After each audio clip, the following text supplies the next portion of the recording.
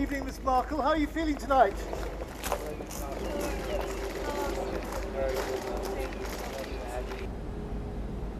You know, I think when I sit with it for a second here, I just want people to know that I'm a real person. The silence lasted years. When it ended, it didn't explode. It clarified. According to people familiar with the conversation, Doria Ragland has privately acknowledged tensions over what she describes as relentless expectations from Meghan Markle. Not fame, not the press, control. She wanted me on call, one account attributes to Doria, a phrase that reframed years of speculation about boundaries, loyalty, and power inside the family. Today, we examine what that alleged admission changes, how control can masquerade as closeness, and why a mother's refusal to remain available on demand may have triggered the deepest rift yet. The admission did not arrive through a headline or a televised interview. It surfaced quietly, shared with a small circle of people who had known Doria Ragland long before her daughter's life became a global spectacle. According to those familiar with the exchange, Doria described a pattern that had developed slowly and without confrontation. Not arguments, not raised voices, availability. Constant, assumed, and increasingly expected. She wanted me on call, Doria is reported to have said, a phrase that reframed years of perceived closeness into something far more demanding. To the public, the bond between Doria and Meghan Markle had always appeared unusually strong. Doria was present at pivotal moments, visible but restrained, a steady figure who spoke rarely and carefully. The image suggested balance and mutual respect. What it concealed, according to people close to her, was the amount of emotional labor required to maintain that presence. Being on call did not mean a single request during a crisis. It meant readiness without warning, late-night calls that could not wait, messages marked urgent without explanation. Expectations that Doria's availability would stretch to accommodate Meghan's anxieties, planning cycles, and moments of doubt. None of it was framed as command. It arrived as need. At first, Doria absorbed it without resistance. As a mother, she had always been her daughter's stabilizing force. She understood pressure. She understood scrutiny. When Meghan's world accelerated, Doria adjusted instinctively. She answered faster. She cleared her calendar. She made herself reachable at all hours, believing this was what support required. The shift was gradual enough to escape notice. According to those who watched it unfold, the calls grew more frequent as Meghan's public life intensified. Decisions were revisited repeatedly. Conversations looped. Reassurance became a daily function, rather than an occasional one. Doria's role expanded beyond emotional support into something closer to constant readiness. What complicated the dynamic was how it was framed. These were not professional demands or logistical requests. They were intimate appeals. I need you. You're the only one I trust. Please stay available. In that language, refusal feels like abandonment. Boundaries feel like betrayal. Over time, the cost became visible to those around Doria. Friends noticed her declining invitations. Her personal commitments narrowed. Conversations shortened. When asked, she deflected, emphasizing pride in her daughter and the importance of being there. But beneath that explanation, those closest to her sensed exhaustion, not physical but emotional.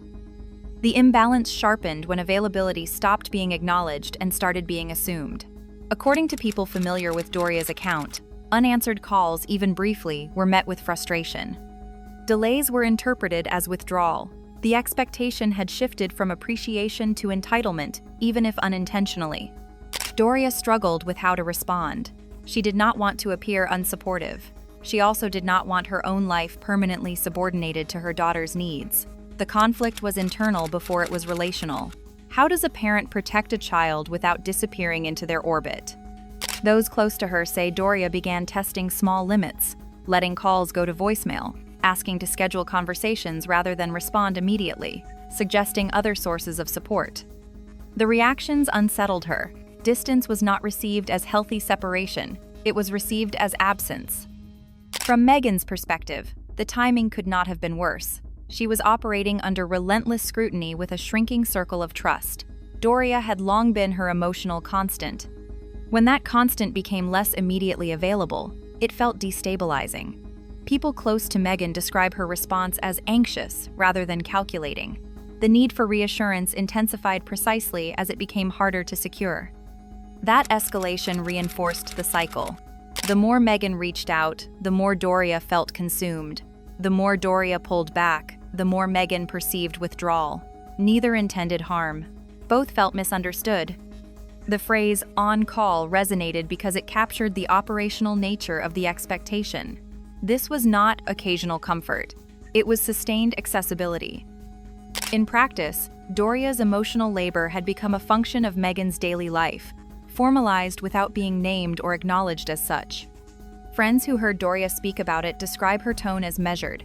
She did not accuse, she did not dramatize. She spoke about imbalance, about love gradually turning into obligation, about the quiet pressure to remain constantly available regardless of her own needs. That restraint mattered. It suggested reflection rather than retaliation. Doria was not seeking leverage or sympathy. She was explaining a boundary she had reached the end of enforcing quietly. The admission also reframed perceptions of Meghan's emphasis on control.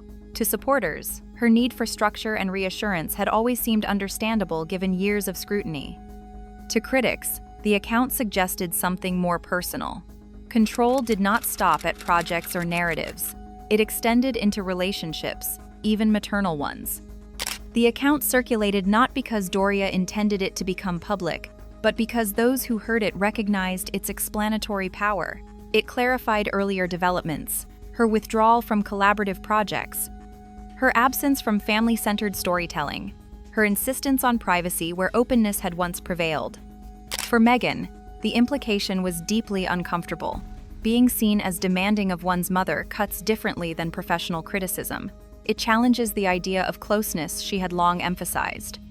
Those close to her insist the intent was never dominance. It was dependence shaped by sustained stress. That distinction does not erase impact. Dependence, when unexamined, can feel indistinguishable from control to the person bearing it. By the time the phrase reached wider ears, the change was already real. The calls were no longer answered automatically. Availability was no longer assumed. Doria had reclaimed something she felt slipping away: her autonomy. The story here is not about scandal. It is about limits. The moment when support stops being sustainable. When availability becomes expectation. When love, stretched too thin, must be renegotiated to survive.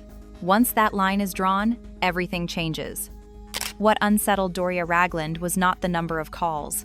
It was the way they were framed. According to people who heard her describe it, requests increasingly arrived preloaded with urgency. Not "when you have time, but I need you now." Not "can we talk, but I can't do this without you." Language shapes obligation, and over time, obligation replaced choice. The expectation did not announce itself as control.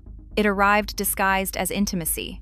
Doria was told she was the only one who understood, the only one who could calm things down, the only one who could be trusted.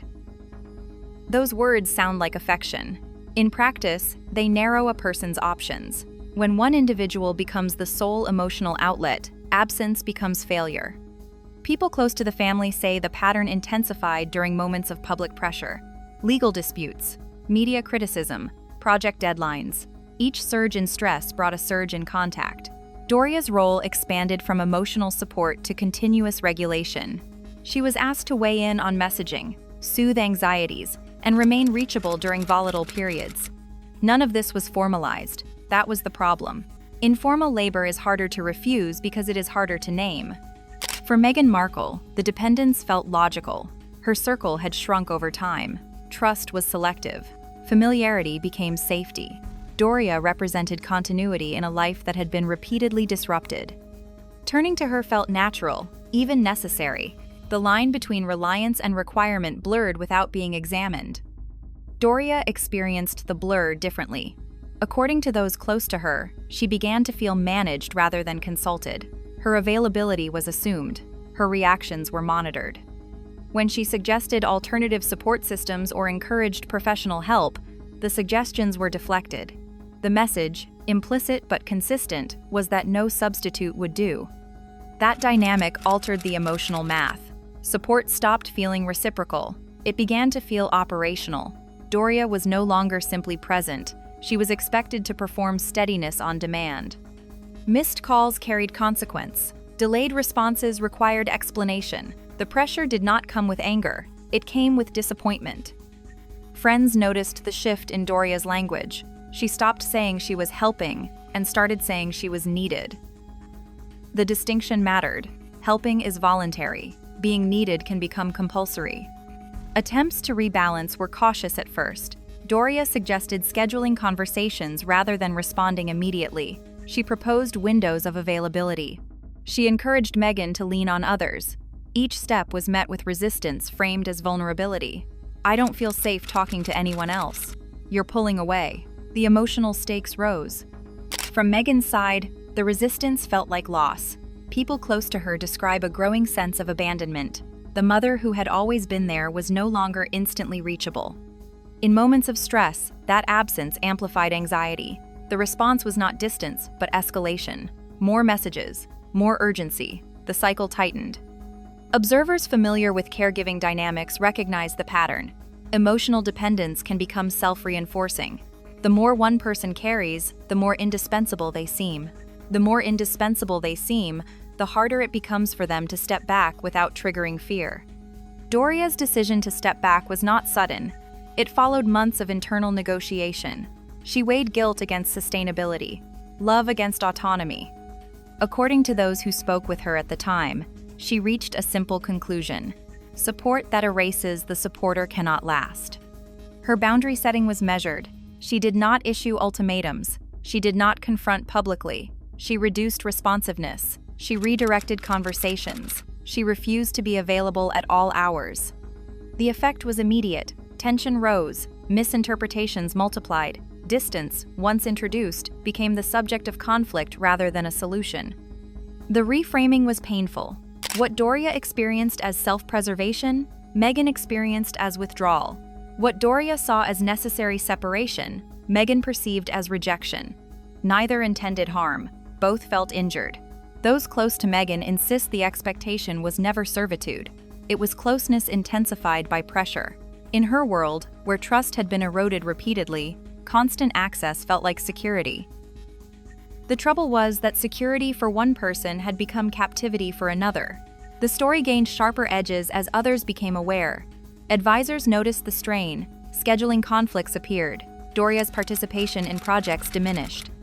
Her presence, once assumed, now required negotiation. That negotiation exposed the imbalance everyone had avoided naming. The phrase attributed to Doria, "she wanted me on call," spread because it distilled the experience succinctly. It translated emotional labor into operational terms. Being on call implies readiness without rest.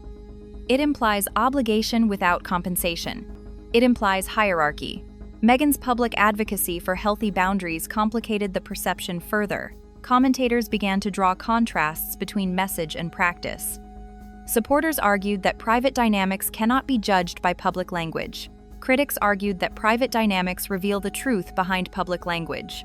The debate hardened. What mattered inside the family was not the debate, but the distance it created. Communication narrowed, topics avoided. The relationship recalibrated around logistics rather than closeness. Doria's availability became conditional. Meghan's requests became cautious or, at times, resentful. This was the moment when support crossed into service, and service was refused, not dramatically, not vindictively, simply by no longer answering every call. The cost of that refusal was immediate and lasting. It forced Meghan to confront the limits of access she had come to rely on. It forced Doria to accept the discomfort of being seen as unavailable. Both losses were real. What remained was a relationship no longer organized around constant readiness. Whether it could reorganize around mutual respect depended on something neither could control alone: time, and the willingness to let support exist without command.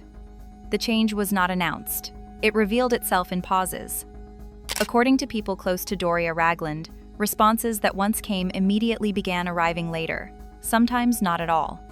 Calls were returned the next day instead of the same hour. Messages marked urgent were met with measured replies. The shift was deliberate, not retaliatory. Doria was not trying to punish. She was trying to breathe. For years, her availability had been treated as fixed. When she altered it, the disruption rippled outward. Meghan Markle noticed immediately.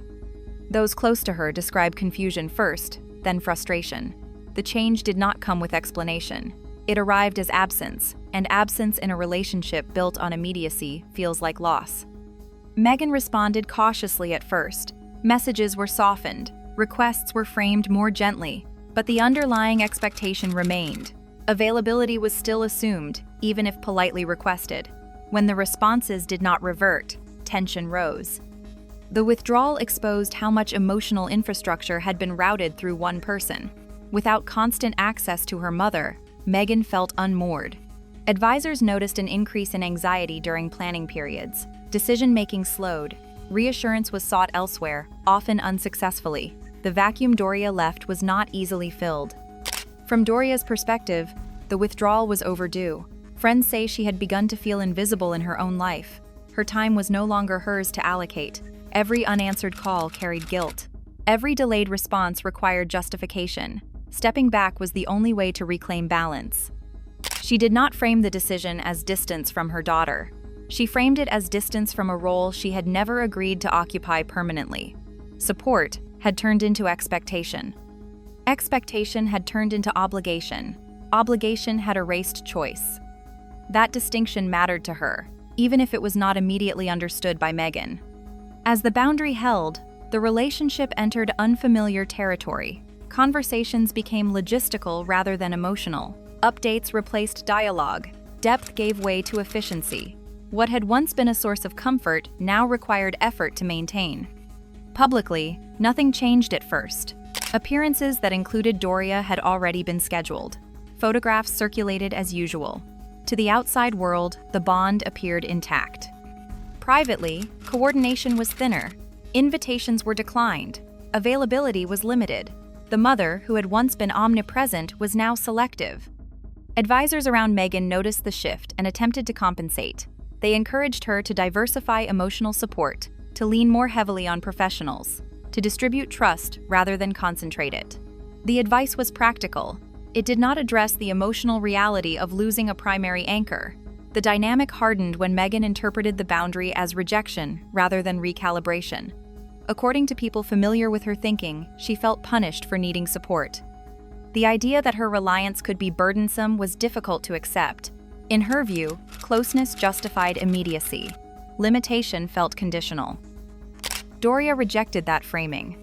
In conversations with confidants, she emphasized that love does not require constant access. She spoke about sustainability, about the danger of defining care as endless availability. Her language was careful, but resolute. She was not withdrawing affection. She was withdrawing compliance. The emotional consequences were unavoidable. Distance creates narratives. Meghan's inner circle began speculating about motive. Was Doria pulling away to assert independence? Was she influenced by others? Was this a reaction to public scrutiny? None of those explanations fully captured the truth, but all circulated. The lack of direct confrontation prolonged the uncertainty. Neither woman wanted escalation. Both hoped the other would adjust. Instead, the space between them became normalized. What had begun as a temporary boundary hardened into a new structure. Observers within the industry noticed Doria's reduced presence in projects associated with Meghan. Her voice, once central, receded. Where she had previously offered grounding context, she now declined involvement. The absence did not go unnoticed. It signaled a shift in family dynamics without explaining it. Meghan's response was layered. Outwardly, she defended her mother's privacy. Inwardly, those close to her say she struggled with resentment. Support that had once felt unconditional now felt negotiated. The change challenged her sense of security. That challenge had downstream effects. Control tightened elsewhere. Scheduling became more rigid. Communication with staff more structured. The loss of one stabilizing relationship increased pressure on others. When one pillar is removed, weight redistributes. Doria observed these changes from a distance she maintained intentionally. She did not step back in to soothe the disruption she had helped create. Doing so would have undermined the boundary itself.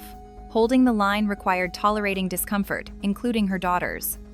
Friends say this was the hardest part for her, watching someone you love struggle and resisting the impulse to intervene. She believed that stepping back was not abandonment, but trust in Meghan's capacity to adapt. The relationship did not collapse. It transformed. Phone calls became scheduled. Emotional crises were redirected. Expectations were reset, though not always accepted. The ease that once defined their bond did not return. Something had been lost. Something else had been gained. What replaced constant access was a more formal connection. Respectful, distant, less consuming. Whether that structure could eventually soften remained uncertain. What was clear was that the old model was gone. This was not a dramatic rupture. It was a slow separation from a role that had become unsustainable. A mother stepping back not because she cared less, but because caring had begun to cost too much. The silence that followed was not empty. It was full of recalibration. What followed the withdrawal was not reconciliation, but recalculation. With Doria Ragland no longer operating as a constant emotional relay, the architecture of support around Meghan Markle had to change. That change exposed something uncomfortable. Much of Meghan's sense of stability had been anchored to immediacy. When immediacy vanished, uncertainty rushed in. Advisors moved quickly to fill the gap. Schedules tightened. Check-ins multiplied. Processes replaced instincts. Where reassurance had once arrived through a familiar voice, it now arrived through structure. That substitution worked on paper. It failed in moments of stress. Systems do not soothe the way people do. The emotional consequence surfaced as control, not as command, but as tightening. Meetings became more scripted. Messaging required more approvals. Decisions were revisited more often. The loss of a primary stabilizer led to pressure elsewhere. Those around Meghan felt it as urgency. She felt it as exposure. Shame entered quietly, not the kind triggered by scandal, but the kind that follows recognition, the recognition that dependence had crossed a line. The realization that love, framed as availability, had imposed a cost she had not fully acknowledged. For someone who prizes self-awareness, that awareness was destabilizing. Friends describe a period of withdrawal. Meghan spoke less about family. She avoided explanations. When asked about her mother, she emphasized privacy and strength, careful not to imply strain. The restraint protected Doria. It also left Meghan alone with the implications. Those implications traveled. Industry observers began to connect patterns. The emphasis on control, the discomfort with unpredictability, the insistence on availability from close collaborators. Without naming the source, they recognized the shape. When one form of access is removed, others are often tightened.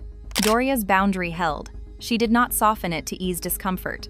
According to people close to her, she understood that returning too quickly would reinstate the old dynamic. She accepted being misunderstood rather than overextended.